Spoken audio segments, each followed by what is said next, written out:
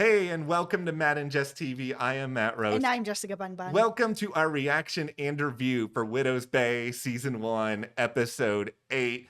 This episode just has so much going on. Like, we have extended chase sequences, we have yet another edition of supernatural versus not supernatural, we have a convenience store that will never ever know peace. But beyond all of that, I think there are so many different theories that we're all going to have coming out of all this because they thought it was over. Lo and behold, it's not over. We kind of assumed it wasn't going to be over, but what else is out there now? Yeah, I mean, I'm really stuck on whether or not this was actually the boogeyman or not, or somebody else pretending to be the boogeyman at this point, because the lore of this is that, they had gone in, they, tried to shoot him, he was not able to be killed, and they put him underground and put cement on him.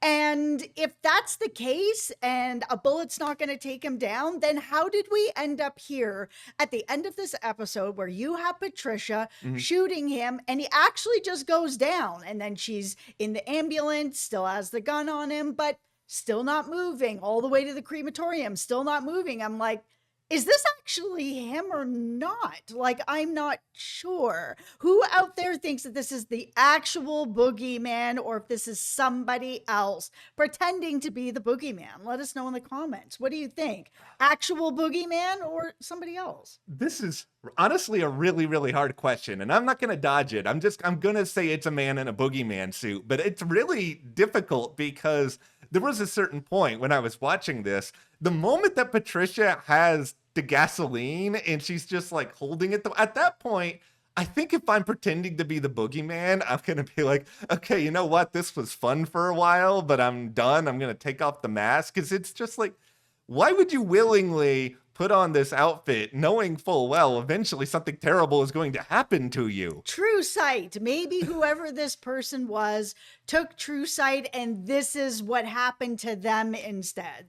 That is the only explanation to me, other than supernatural, that makes some element of sense here, because it just went on for so long. And I think what the show did that was really brilliant was the scenes, I should say, of Patricia, pointing this at the boogeyman through the various stages leading up to, the retort. It was really funny. And so they've sort of masked this mystery with all this humor. But I think the more we sit back and think about this episode, the more bizarre it is and the more confusing it is. And that's why there are so many different things that are well worth talking about here. Like, what I really like about Widow's Bay is that it does have these homages to all these different genres of horror. And what they've done well through the first 7 episodes is that even though they had all these different genres, it still threaded together in a way that made it still feel like Widow's Bay.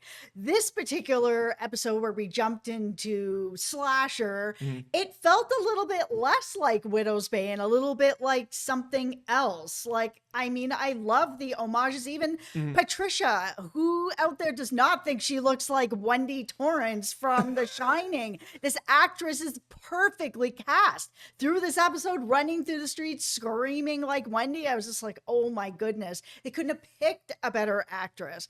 But then I was just kind of like, I feel like I'm watching Jason at the lake, and I don't feel like I'm in Widow's Bay currently. Yeah, it is a little bit of a left turn for a show that, as weird as it is, has kind of gone down the middle. It's weird to say this is a middle of the road show, but at least in its own lane. With this is what we are, this is what we're bringing to the table. And ironically, I actually like slasher movies more than a lot of other horror subgenres. Yeah. Like, I am the only person who feels like 1984 is the best American horror story season. Yes, and you like, are. yeah, I'm very proud of this. I'm very proud of it. No, I really do appreciate that this show takes risks. Like, was this too much of a risk?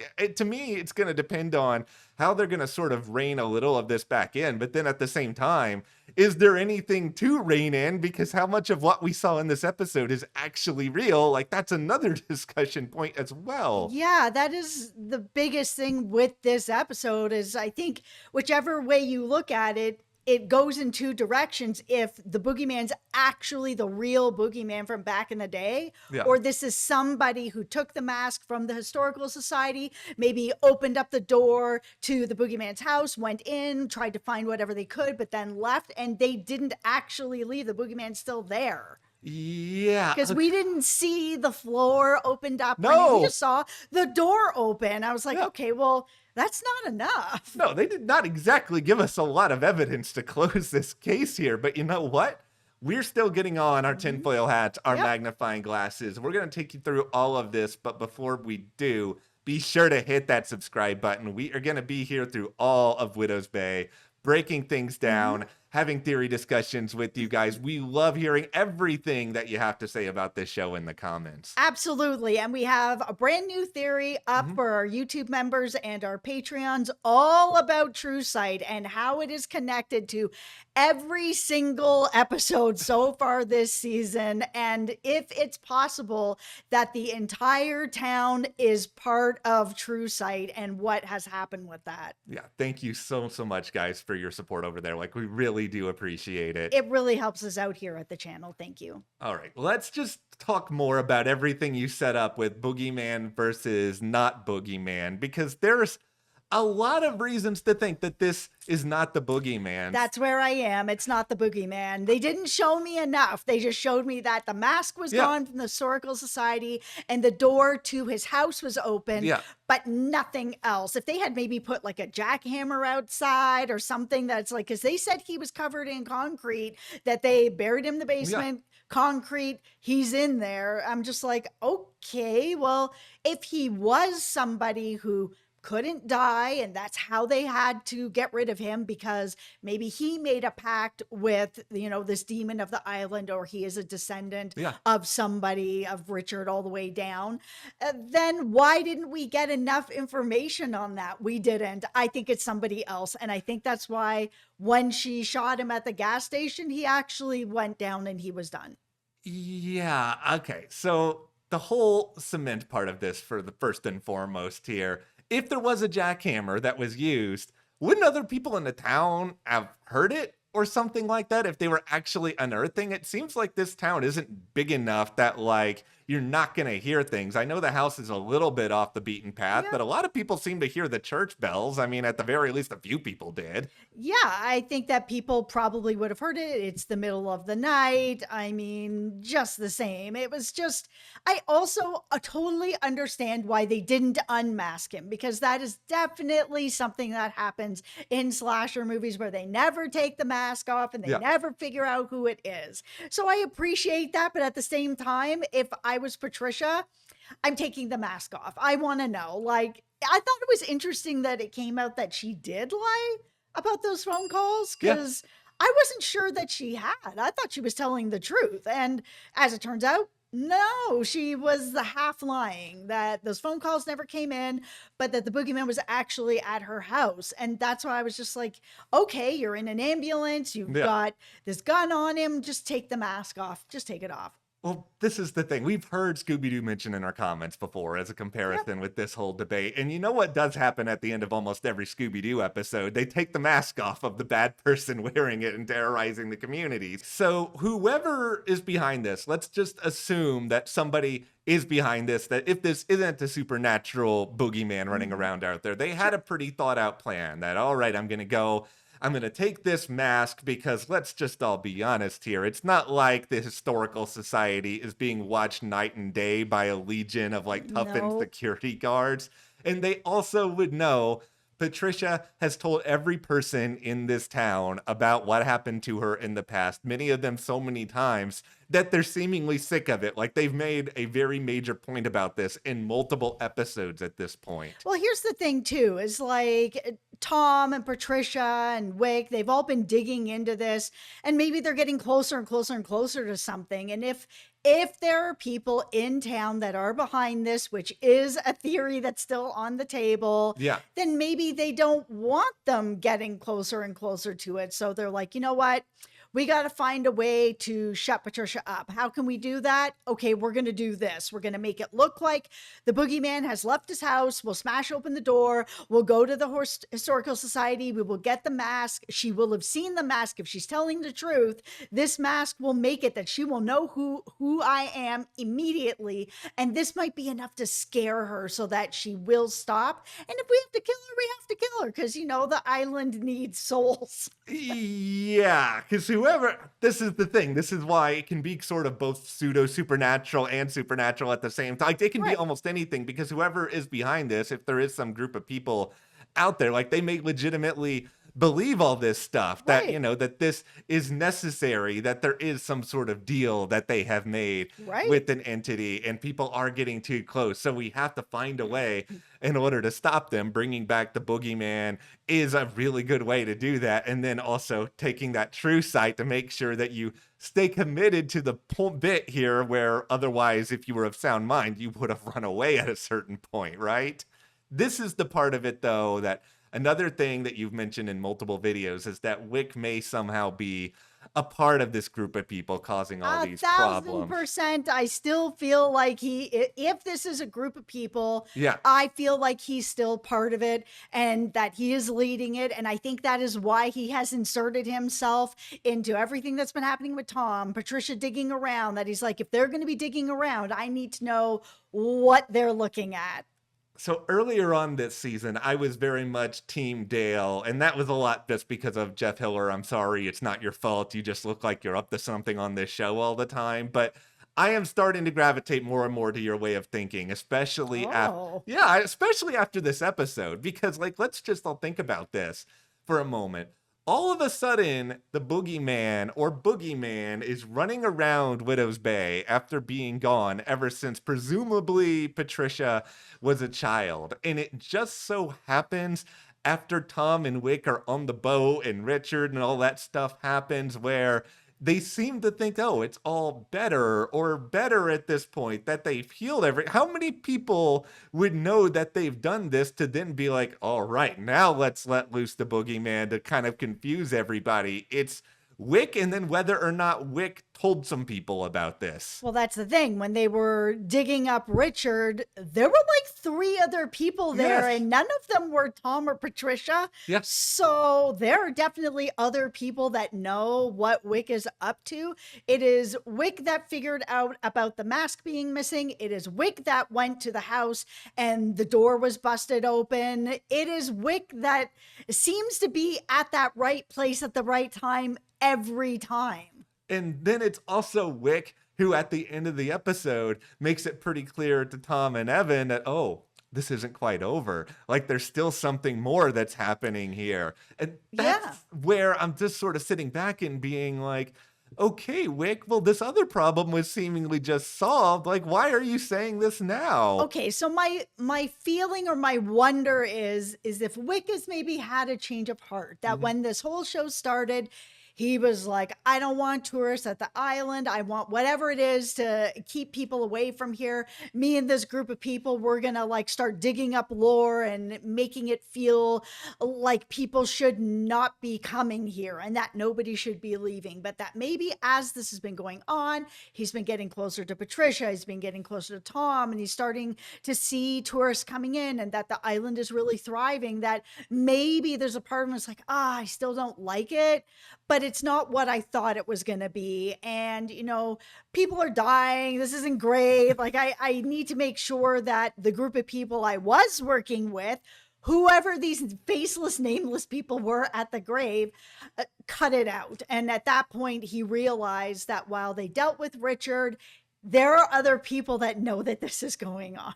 I really like this idea. And I think the reason why is this show, is weird and loopy as it is at times, like, it is really about people and how they change and how they evolve and all these things that they carry. And for somebody like Wick, who has just looked at Tom and been like, you are the enemy. I do not like you. You are taking out the heart of this community. Maybe this time with Tom, Wick started to see something a little bit different. But then the problem is, Wick's stooges are not spending all this time with Tom. Like, we don't know if these people are behind it are they even going to listen to Wick, or are they going to be like, oh, Tom has ruined you. We're going to still continue with our quest. Yeah, and that could be happening because you're right. They weren't there on the boat where we had Tom and Wick like really bonding, Wick sharing the story, them dealing with Richard, them being like, oh man, you did good. Yeah, I did good. Them having this big laugh together and being like, oh my goodness, it's over.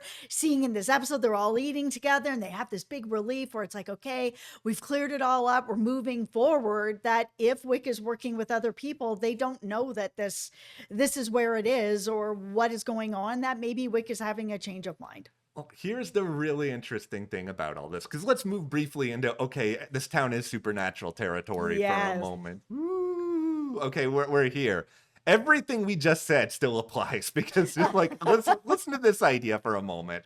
If there is these people, or Wick was in on it, and they were all planning, like they may have just been doing spells or planting spells or like doing things that are supernatural to sort of conjure up all this darkness that exists within the town. Like there can still be a specific reason why the supernatural things are happening. They're still supernatural, but there are humans or just an individual human behind it. Like all of that still applies. Yeah. I mean, this whole show started off with all the electricity going off and us going down below the town where there's this chair. And I'm just like, okay, well, somebody is still putting up these sacrifices. Is this why things are going well for Tom? Why the island is flourishing? And, you know, because it is getting its souls. Yeah. And we know as well that if somebody was to sort of pull all these strings, there are tunnels. They can navigate around various places. It's also, they do a lot of their work at night. There's not a lot of people roaming around, especially now that Tom may or may not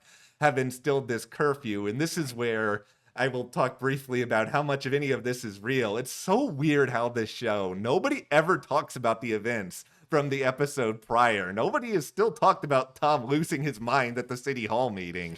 Yeah, it is kind of interesting because this is in its own way like the episode of the week where it's this is who we're after this week. It's the Sea Witch, it's the Boogeyman episode, it's the whatever episode. It's weird that it's like that because it's all so connected. And here's the other thing that's weird in a very human way. I got really emotional watching Tom and Evan at times. So emotional. And oh my it's goodness. just like there was a part of me, because I'm not meant to trust anything with this show, where I was like, okay, is all these letters from Tom's wife, is this a story he's telling? Like, is this real? I kind of hope that it is. Like, I hope that this is actually the truth, because kind of watching them connect and watching Evan in real time start to understand, all right, maybe this is why my dad did this stuff. And even if he's upset about it, it felt like he understood. I don't need to see Widow's Bay teenage angst every single week. I kind of like the hug the two of them had. Okay, I have my hard hat on here. All right. I do not understand why Tom lied to Evan. I thought it was actually going to be a much bigger reason, and that the reason was going to be that his wife is still alive, but she's over on the mainland. And if Evan knew that, Evan was going to leave the island and everything was going to go sideways. And that was like the real of why he was lying. The fact that he lied to Evan and told him, oh, yep, your mom died in childbirth. Oh, actually, she died this way instead. I was kind of like, the result is the same. Like, she is dead and she is gone. And they are both tragic ways to die. You've died in childbirth. That is an awful way to die. She had this other thing happen to her where, you know, she was put into a mental health institution and it went on until she had passed away there as well. I was just like, she's dead in both stories. So why did you lie about one and not the other? I didn't get it. Well, here's the one thing I am wondering still is, did Tom ever see her body? Because like that wasn't explicitly mentioned. It's like, okay, she had an aneurysm. That's apparently what happened to her. Yeah. Like there wasn't, unless Tom knew that someday Evan was going to figure this out. Like, I'm willing to buy that these are letters from her, but could she be alive and had actually escaped at some point, and either Tom was told she was dead or maybe Tom is still lying in some way? I feel like it could be. A Mhm. very small part of me feels that he is still lying because when I heard the actual story, I was like, why did you lie about it in the first place? This is not something you needed to lie about. You're going to tell this death, but not this death. I don't understand. And it was just something that was just kind of sitting in my craw weird, where I was kind of like, is this the whole truth? But it was also still very emotional, right? So Yeah. I was like, okay, is all of this true? But the lie is at the end, which is that she died and she hasn't, and she's actually still out there. And that's the way to stop him from leaving the island. I just want to believe at least some of this is just at least let me think that there's something genuine here, even though Yeah. Tom does lie a lot. Yeah, he lies a lot. And I was actually also surprised that Evan was as forgiving to move on as quickly as he did. But I mean, I guess the reward of like, you can leave the island. Yeah. Let's go to this baseball game. Hey, you want to look at colleges? That all of that just dissipated into thin air because there's like freedom. I do not have to die on this rock. That allure of Fenway Park and the Red Sox, that must be something really, really fierce. All that teenage angst just went away really, really quickly there. Okay, we got to talk about the sheriff and his pregnant wife because, Yeah, man, yeah. that was a cliffhanger too. The whole like Patricia just seeing his wife and being like, you need to get her off this island before she gives birth. I was like, I feel that. You got to get her off this island, man. Well, first and foremost, I will say that the sheriff being there for this whole confrontation with the boogeyman, like I was a lot of, all right, it's all this in Foley Patricia's head, but it's okay. So whatever happened there with the boogeyman, it's real enough that the sheriff saw it. The sheriff was Yes. injured, Yes. went to the hospital. So like that was all out the window. Yes, Sheriff Bashir, you need to leave this island as soon as humanly possible. I mean, my fear now is that something is going to happen that just immediately makes that impossible. He's not leaving. And I think the reason he's not leaving, we saw, in the last episode where Patricia was trying to explain what they were doing after she like stole his car. And he's Yeah. like, Patricia, man, just you got to explain to me what is going on so I kind of have an idea.